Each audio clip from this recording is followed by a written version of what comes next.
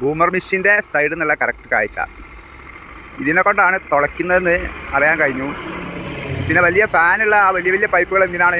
ഏതായാലും സ്റ്റാർട്ടിങ് സമയത്ത് ഇവിടെ എത്തിപ്പെട്ടിട്ടുണ്ടെങ്കിൽ നമ്മുടെ കേരളത്തിലെ അത്ഭുത വർക്കായ വയനാട് കോഴിക്കോട് ഇരട്ട തുരങ്കപാതയുടെ വർക്കിൻ്റെ വിശേഷങ്ങൾ അറിയാൻ ആഗ്രഹിക്കുന്നവരെ ഈ വീഡിയോ ഫുള്ളായിട്ട് കണ്ടാളിട്ടാ. സ്നേഹിതന്മാരെ, എല്ലാവർക്കും നമ്മുടെ പുതിയ വീഡിയോയിലേക്ക് സ്വാഗതം കേട്ടോ. അപ്പോൾ എൻ്റെ ബാക്ക് കാണുന്നുണ്ടെങ്കിൽ ഇന്നത്തെ വീഡിയോ ഏതാണെന്ന് വെച്ചാൽ നമ്മുടെ കോഴിക്കോട് വയനാട് തുരങ്കപാതയിലെ അതായത് മേപ്പാടി ഭാഗത്തെ വിശേഷങ്ങളാട്ടോ. അടിപൊളിയായിട്ട് വർക്ക് ഇങ്ങനെ നടന്നുകൊണ്ടിരിക്കുന്നുണ്ട്. ഇപ്പോൾ ഉച്ച സമയമായതുകൊണ്ട് ഇവർ ഭക്ഷണമൊക്കെ കഴിക്കാൻ പോയതാണെന്ന് തോന്നുന്നു, പണിക്കാരൊന്നും കാണുന്നില്ല. അപ്പോൾ ഏതായാലും ഒക്കെ സെറ്റാക്കി അവിടെ റെഡിയാക്കി വെച്ചിട്ടുണ്ട് കേട്ടോ. ഹോൾസ് ഇങ്ങോട്ട് തുളയ്ക്കാനുള്ള റെഡിയാക്കി അവിടെ വെച്ചിട്ടുണ്ട്.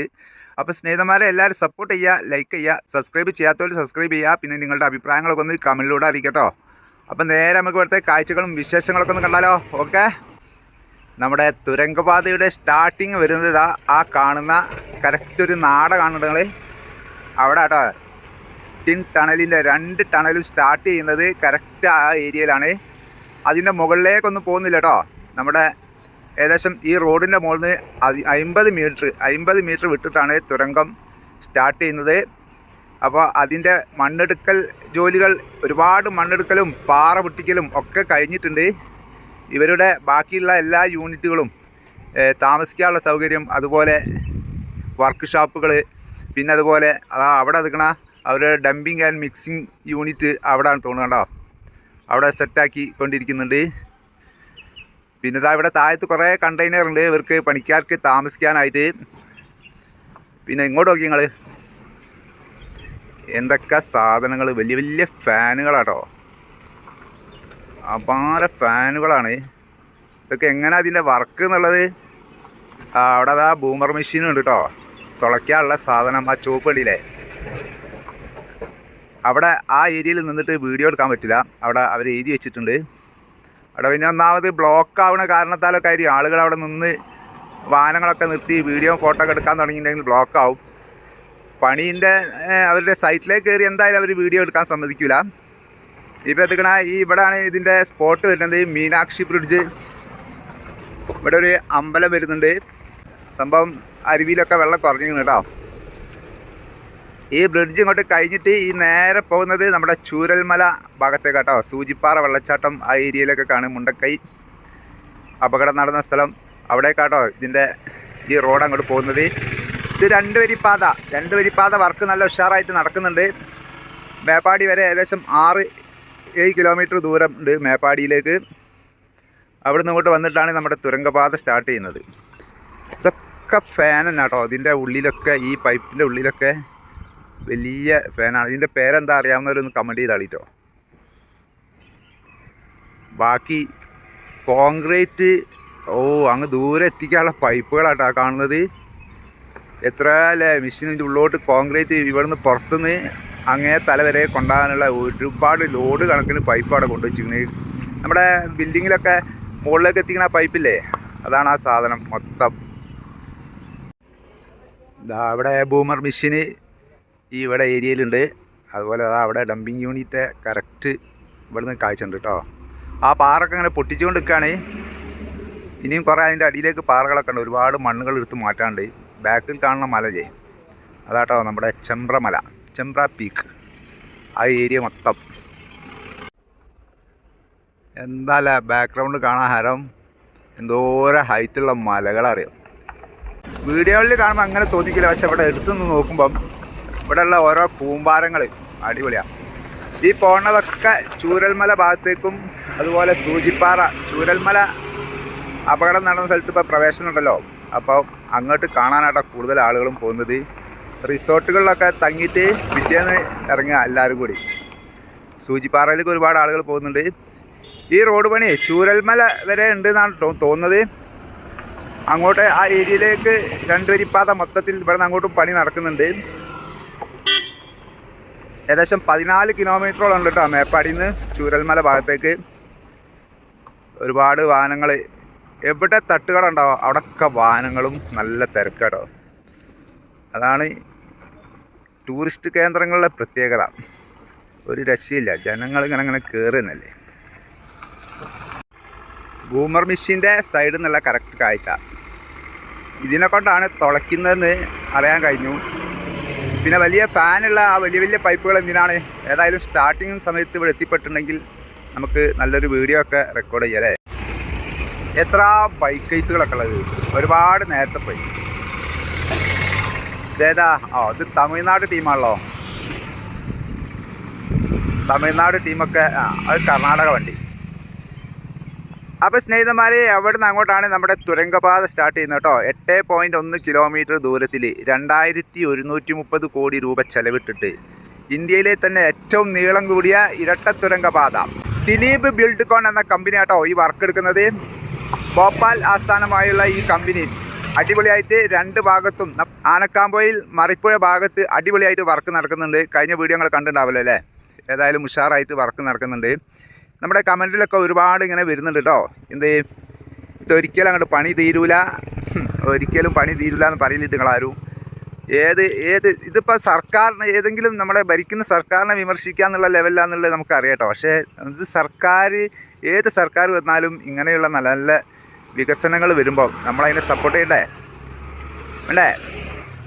അപ്പോൾ അതുകൊണ്ട് 5 വർഷം 2030 കഴിയുമ്പോഴേക്കും ഈ വർക്ക് ഏകദേശം ഒരു പാകത്തിനെത്തുന്നതാണ് ഇവിടെ നിന്നുള്ള ആളുകളുടെ റിപ്പോർട്ട്, എഞ്ചിനീയർമാരുടെ കയ്യിൽ നിന്നും കിട്ടിയ അറിവനുസരിച്ചും പിന്നെ നമ്മുടെ മീഡിയയിലൊക്കെ അറിയാൻ പറ്റുന്ന കാര്യങ്ങൾ കേട്ടോ. അതുകൊണ്ട് തന്നെ ഇന്ത്യയിലെ ഏറ്റവും നീളം കൂടിയ ഈ ഇരട്ട തുരങ്കപാത കേട്ടോ, ഇന്ത്യയിലെ ഏറ്റവും നീളം കൂടിയ, അത് നിങ്ങൾ പ്രത്യേകം ശ്രദ്ധിക്കണം.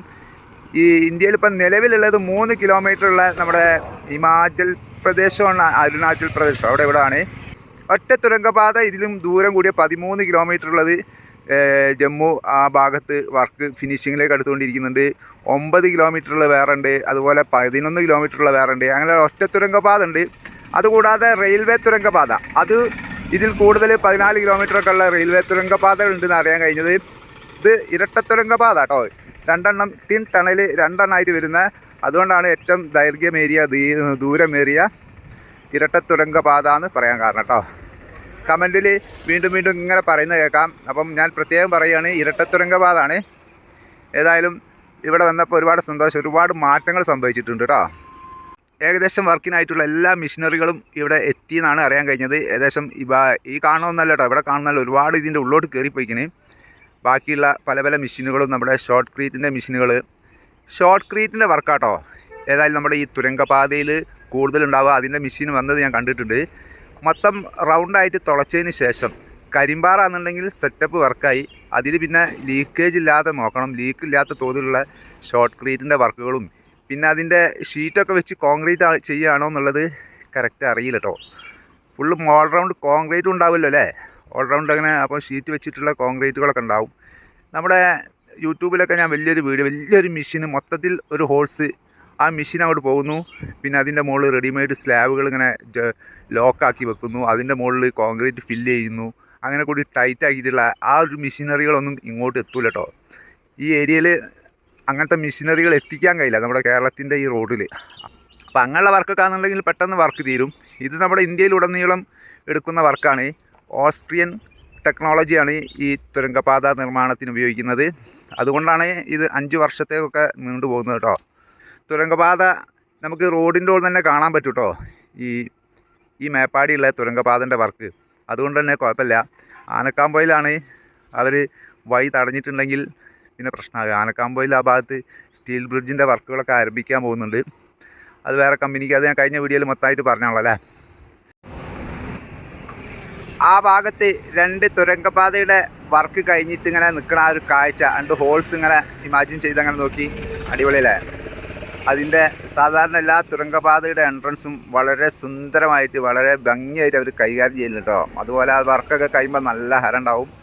ഇപ്പോൾ നമ്മുടെ ഊരാളുങ്ങളുടെ വർക്ക് ഇവിടെ നിന്ന് അങ്ങോട്ട് കുറച്ച് ബുദ്ധിമുട്ടുണ്ട്, ഇങ്ങോട്ടേക്ക് എത്തിപ്പെടാൻ. അവിടെയൊക്കെ ഒരുപാട് പകുതിയുടെ അടുത്ത് അവർ ഫുള്ള് ടാറിങ്ങൊക്കെ തീർത്തിട്ടുണ്ട്. ഇവിടെയൊക്കെ CTSP മിക്സിംഗ് ഒക്കെ ഇട്ട് സെറ്റാക്കി വെച്ചിട്ടുണ്ട്. ഇതിൻ്റെ മുകളിലൊന്ന് വെള്ളമൊക്കെ ഒഴിച്ചൊന്ന് വാഹനങ്ങളൊക്കെ പോയി റെഡി ആകാൻ വേണ്ടി നിൽക്കും. തൊട്ടടുത്ത ദിവസങ്ങളിൽ ഇതൊക്കെ ടാറ് ചെയ്യുന്നതായിരിക്കും.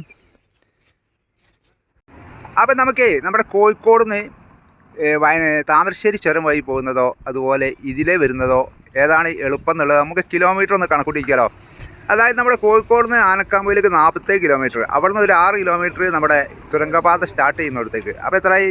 47, 53, 8 62. 53 ഇട്ടു 61 ഇവിടുന്ന് മേപ്പാടിയിലേക്ക് 8 കിലോമീറ്റർ 69 യെസ് 69 ഇവിടുന്ന് ബത്തേരിയിലേക്ക് 38 കിലോമീറ്റർ ആണ് കാണിക്കുന്നതും ബത്തേരിയിലേക്ക്.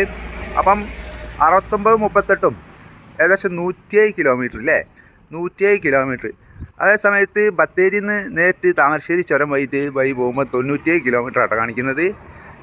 അപ്പം ഒരു 10 കിലോമീറ്റർ, അതായത് നമ്മുടെ ഊട്ടി ഭാഗത്തു നിന്നൊക്കെ വരുന്ന വാഹനങ്ങൾക്കൊക്കെ അതുണ്ടെങ്കിൽ മേപ്പാടിയിൽ നിന്ന് ഇത് കോഴിക്കോടിലേക്ക് നല്ല എളുപ്പമായിരിക്കും. മേപ്പാടി ടു കോഴിക്കോട് 78 കിലോമീറ്ററാണ്. അപ്പോൾ ഏകദേശം ഇവിടുന്ന് മേപ്പാടിയിൽ നിന്ന് കോഴിക്കോടിലേക്ക് ഇതിലേ പോകുമ്പം നമ്മുടെ തുരങ്കപാത വഴി പോകുമ്പം 71 കിലോമീറ്റർ വരും അല്ലേ, ഒരു 7 കിലോമീറ്ററിന് മാറ്റം. അതേ സമയത്ത് കർണാടക മൈസൂർ ആ ഭാഗത്തു നിന്ന് വരുന്ന വാഹനങ്ങൾ ബത്തേരി വഴിയല്ലേ വരിക, അതിനുള്ള റൂട്ട് കറക്റ്റ്. ഇനി വേറെ ഏതെങ്കിലും എളുപ്പ റൂട്ട് ഉണ്ടെങ്കിൽ അറിയാവുന്നൊരു കമൻറ്റ് ചെയ്തോ. എനിക്ക് ആ റൂട്ട് ഞാൻ അറിയുന്ന റൂട്ട് അടിച്ച് നോക്കിയതാണ്. അപ്പം അങ്ങനെ വരുമ്പം ബത്തേരിയിൽ നിന്ന് കോഴിക്കോടിലേക്ക് തന്നെയാണ് എളുപ്പം. ഇവിടുന്ന് ഇതിലേ പോകുന്നത് ദൂരെ തന്നെയാണ്. അതേ സമയത്ത് നമ്മുടെ എറണാകുളം ഭാഗത്തേക്ക് വരുന്ന വലിയ ലോഡ് വാഹനങ്ങളൊക്കെ ഇനി എങ്ങനെ വന്നാലും ഇതിലെ നമ്മുടെ മലയോര ഹൈവേ വഴി അങ്ങനെ മലപ്പുറം പിടിച്ച് അങ്ങനെ പോകണമാണ് എളുപ്പം. മലയോര കോഴിക്കോട് ഭാഗത്തേക്ക് ഉള്ള എല്ലാ വലിയ ലോഡ് വാഹനങ്ങൾ എന്തായാലും ഇനി ഇത് ഓപ്പൺ ആയി കഴിഞ്ഞിട്ടുണ്ടെങ്കിൽ ഇതിലേ വരുള്ളൂ കേട്ടോ. വയനാട് താമരശ്ശേരി ചുരത്തിലെ ആ തിരക്കൊക്കെ കൊണ്ട് ഒഴിവാക്കാൻ വേണ്ടിയിട്ട്. അപ്പോൾ ഏതായാലും നല്ല ബ്ലോക്കാണ് കേട്ടോ താമരശ്ശേരി ചുരത്തിലൊക്കെ. ഇപ്പോഴും ഞാൻ വരുന്ന സമയത്തൊക്കെ ബ്ലോക്ക് തന്നെയാണ്. ചില സമയങ്ങളിലൊക്കെ ബ്ലോക്ക് കുടുങ്ങി കഴിഞ്ഞിട്ട് അവിടെ കുടുങ്ങൽ തന്നെ ഉണ്ടാവുള്ളൂ, ചിലപ്പം കഴിച്ചിലാവില്ല. അവിടെ എപ്പോഴും വളവുകളിൽ അധിക നേരം പോലീസുകളൊക്കെ ഉണ്ട് കേട്ടോ. അപ്പോൾ സ്നേഹിതന്മാരെ, ഇതൊക്കെയാണ് നമ്മുടെ മേപ്പാടി കള്ളാടി തുരങ്കപാതയുടെ വർക്കിൻ്റെ വിശേഷങ്ങൾ കേട്ടോ. അപ്പോൾ എല്ലാവരും വീഡിയോ ഇഷ്ടപ്പെട്ടാൽ ലൈക്ക് ചെയ്യുക, സബ്സ്ക്രൈബ് ചെയ്യാത്തവർ സബ്സ്ക്രൈബ് ചെയ്യുക. പിന്നെ നിങ്ങളുടെ അഭിപ്രായങ്ങളൊക്കെ ഒന്ന് കമൻറ്റിലൂടെ അറിയിക്കുക കേട്ടോ. ഇനി അഥവാ വീഡിയോ ഇഷ്ടപ്പെട്ടില്ലെങ്കിലും ഇതൊക്കെ ചെയ്താളിട്ടാ. അപ്പോൾ പുതിയ വീഡിയോ ആയിട്ട് വീണ്ടും വരാം. എല്ലാവർക്കും നല്ലൊരു ദിവസം നേരുന്നു. Bye bye.